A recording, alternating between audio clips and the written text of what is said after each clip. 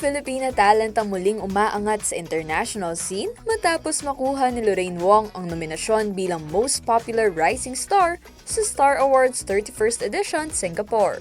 Isang patunay na kayang makipagsabayan ng mga Pinoy sa global entertainment industry. Ito ay ginanap sa Mess Theater, Singapore noong April 19 matapos ang kanyang pagganap sa Singapore TV series na Another Walk of Life.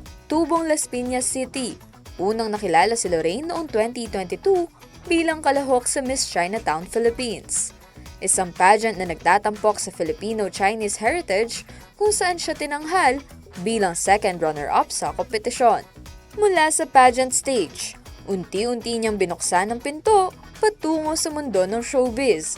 Dala ang disiplina, kumpiyansa at determinasyon na likas sa mga Pilipino. At yan po ang ating Chika Express. Ako si Arlen Salonga para sa CLTV 36 News.